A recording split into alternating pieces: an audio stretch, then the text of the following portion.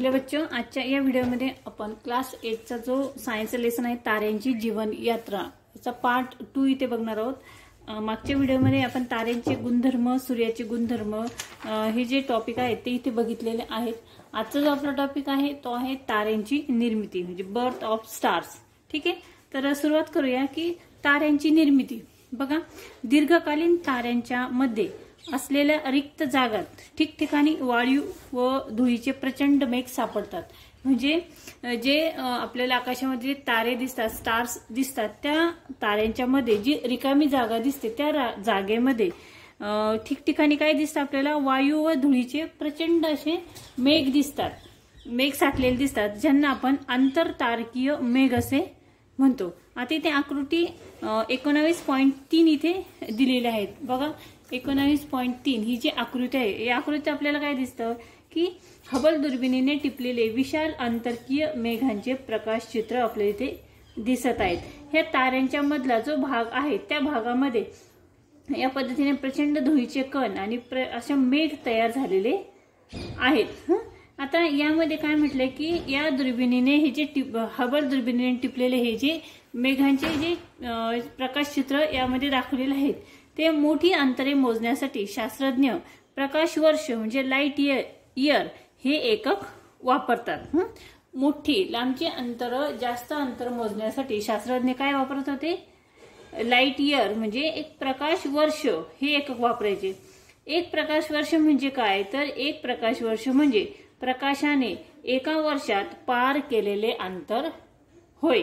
ठीक आहे, प्रकाशाचा जो वेग असतो तो किती असतो, 3 लाख किलोमीटर असल्याने एक प्रकाश वर्ष हे 9.5 गुणिले 10⁻12 किलोमीटर इतके असते आणि आंतरतारकीय मेघांचा आकार काही प्रकाश वर्ष इतका असतो। आंतरतारकीय जे मेघ असतात त्याचा जो आकार जो असतो तो काही प्रकाश वर्ष इतका असतो। म्हणजेच प्रकाशाला या मेघांच्या एका टोकापासून दुसऱ्या पर्यंत जाण्यास काही वर्ष लागतात। यावरून तुम्ही या मेघाच्या प्रचंड आकाराची कल्पना करू शकता। ठीक आहे, एखाद्या विक्षोभामुळे म्हणजे डिस्टर्बन्समुळे हे आंतरतारकीय मेघ आकुंचित होऊ लागतात व या आकुंचनामुळे त्यांची घनता वाढत जाते व तसेच त्यांचे तापमानही वाढू लागते व त्यामधून एक तप्त वायूचा गोळ तयार होतो। त्याच्या केंद्रातील तापमान व घनता पुरेसे वाढल्यावर तेथे अणुऊर्जा म्हणजे अणुकेंद्रकाच्या युतीने निर्माण झालेली ऊर्जा ची निर्मिती होते आणि या ऊर्जा निर्मितीमुळे हा वायूचा गोल स्वयंप्रकाशित होतो। म्हणजे या प्रक्रियेतून एक तारा निर्माण होतो किंवा एका ताऱ्याचा जन्म होतो असे आपण ते म्हणू शकतो। सूर्यात ही ऊर्जा हायड्रोजनच्या केंद्रकांचे एकत्रीकरण होऊन हेलियमचे केंद्रक तयार होणे या प्रक्रियेतून उत्पन्न होणे म्हणजेच सूर्याच्या केंद्र भागातील हायड्रोजन हा इंधनाचे कार्य करतो। ठीक आहे, पुढे बघा की काय म्हटलंय की एक विशाल आंतरतारकीय मेघांच्या आकुंचनातून एका वेळेस अनेक तारेही निर्माण होऊ शकतात। हजारो ताऱ्यांच्या एका समूहाचे चित्र इथे 19.4 आकृती 19.4 इथे दाखवलेले आहे। यामध्ये हजारो असे तारे दाखवलेले आहेत। यातील बहुतेक तारे एकाच प्रचंड आंतरतारकीय मेघातून निर्माण झालेले आहेत। आता बघा पुढे म्हटले की संतुलित व असंतुलित बल म्हणजे काय हे सांगण्यासाठी ताऱ्यांचे स्थैर्य हा जो टॉपिक आहे तो आपण इथे बघूया। ठीक आहे, ताऱ्यांचे स्थैर्य म्हणजे एखाद्या खोलीत एका कोपऱ्यात उदबत्ती पेटवली असता तिचा सुगंध क्षणार्धात खोलीवर पसरतो। एखाद्या कोपऱ्यामध्ये एका खोलीमध्ये जर आपण उदबत्ती लावली तर तिचा जो सुगंध असतो, तिचा जो वास असतो तो पूर्ण घरभर फिरतो। तसेच उकळणारे पाणी असलेल्या भांड्याचे झाकण काढल्यावर त्यातील वाफ बाहेर पडून सर्वत्र पसरते म्हणजेच तप्त वायू हा सर्वदूर पसरतो। मग ताऱ्यांमधील तप्त वायू अवकाशात का पसरत नाही, तर बघा जसे सूर्याचे गुणधर्म गेली 4.5 अब्ज वर्ष स्थिर कसे राहिले आहेत। इथे काय म्हटलं की या प्रश्नांचे उत्तर गुरुत्वीय बल हे आहे।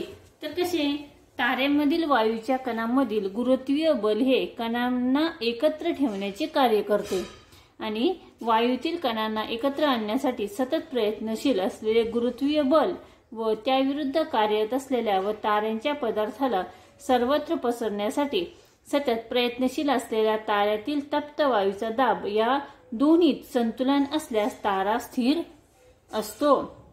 गुरुत्वीय बल ताऱ्याच्या आतील बाजूस म्हणजेच केंद्राच्या दिशेस निर्देशित असते तर वायूचा दाब ताऱ्याच्या बाहेरील बाजूस म्हणजेच केंद्राच्या विरुद्ध दिशेने निर्देशित असतो. आता इथे एक आकृती दिलेली आहे बघा, आकृती 19.5 ताऱ्यांचे स्थैर्य. आता बघा इथे गुरुत्वीय बल आहे मध्ये. सपोज आपण म्हणू हा तारा आहे, ताऱ्याच्या मध्ये काय आहे, गुरुत्वीय बल आहे आणि बाहेर काय आहे, तप्त वायूचा दाब आहे. तुम्ही रस्सी खेच हा खेळ खेळला असालच. रस्सीची दोन टोके वेगवेगळी गट असतात. रस्सीचे जे दोरीचे दोन्ही टोके हे दोन वेगवेगळे गट ओढत असतात. दोन्ही बाजूला लावलेली बले समान असतील तर ती बले संतुलित होतात व रस्सीचा मध्य स्थिर होतो. जर आतमध्ये ओढणे रस्सीच्या दोन्ही बाजूला जर सम प्रमाणामध्ये आपण रस्सी ओढली तर त्याचा जो मध्य असतो तो कसा होतो, संतुलित होतो. ठीक आहे, मग रस्सीचा मध्य स्थिर असतो म्हणजेच तो संतुलित होतो. जेव्हा एका बाजूचे बल दुसऱ्या बाजूच्या बलापेक्षा जास्त होते तेव्हा रस्सीचा मध्य हा त्या बाजूला सरकतो. म्हणजे ज्या बाजूला जास्त प्रमाणामध्ये रस्सी ओढली जाते, दोरी ओढली जाते, त्या बाजूला तो जो केंद्र असतो तो ज्या बाजूला दोरी ओढली रस्सी ओढली त्या बाजूला जातो. म्हणजेच काय झाले की ह्या रस्सीचा मध्य त्या बाजूला सरकतो. असेच काहीसे ताऱ्यांच्या बाबतीत देखील होते. गुरुत्वीय बल व वायूचा दाब हे संतुलित असते तर तारा हा स्थिर असतो. पण एक बल दुसऱ्यापेक्षा जास्त झाले तर ताऱ्यांचे आकुंचन किंवा प्रसरण हे होत असते. आता येथील महत्त्वाचे दोन टॉपिक आहेत बघा. इथे तुम्हाला माहित आहे का म्हणून इथे एक ब्रॅकेट दिलेलं आहे, दोन ठिकाणी ब्रॅकेट दिलेले आहेत. इथे काय म्हटलंय की प्रकाशाला चंद्रापासून आपल्यापर्यंत येण्यास 1 सेकंद लागतो. सूर्यापासून येण्यास त्याला 8 मिनिटे लागतात. तर सूर्यापासून सर्वात जवळ असलेला अल्फा सेंटॅरिस या ताऱ्यापासून आपल्यापर्यंत येण्यास त्याला 4.2 वर्ष लागतात. इथे काय म्हटलंय की जर सूर्यात वायूचा दाब नसेल तर गुरुत्वीय बलामुळे ते 1 ते 2 तासात संपूर्णपणे आकुंचित होऊन बिंदुरूप होईल. वायूचा दाब व त्याची घनता यांचे तापमान यावर अवलंबून असते. या दोन्हीची मूल्ये जितकी अधिक तितका हा दाब अधिक असतो. यानंतर आपण पुढचा अजून एक टॉपिक इथे बघणार आहोत की तो आहे ताऱ्यांची उत्क्रांती. बघा, ताऱ्यांची उत्क्रांती. इथे त्याला आपण काय म्हणतो, इव्होल्युशन ऑफ स्टार्स.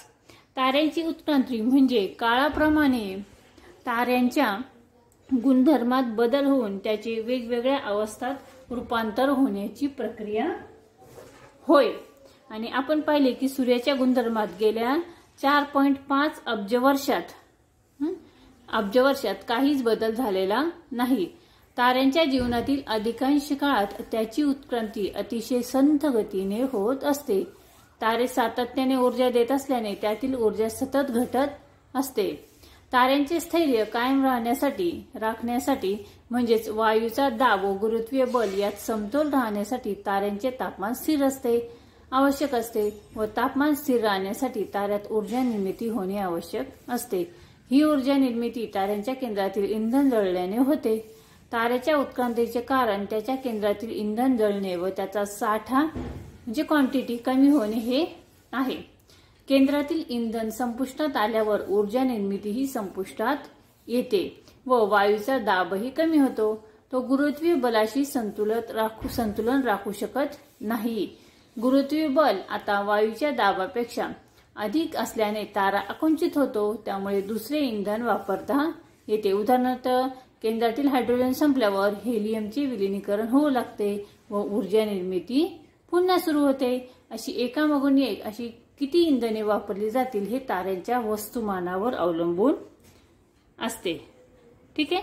तर आजच्या या व्हिडिओमध्ये आपण इथे ताऱ्यांची उत्क्रांती हा एक टॉपिक इथे बघितला, ताऱ्यांची उत्क्रांती, आणि त्या अगोदर ताऱ्यांची निर्मिती हा एक टॉपिक इथे बघितलेला आहे. हा व्हिडिओ तुम्हाला कसा वाटला कमेंट्स करून नक्की कळवा. व्हिडिओ आवडला तर व्हिडिओला तुम्ही नक्की लाईक करा, शेअर करा, आणि चॅनलवर नवीन असाल तर चॅनल नक्की सबस्क्राईब करा. पुन्हा भेटूया पुढच्या व्हिडिओमध्ये.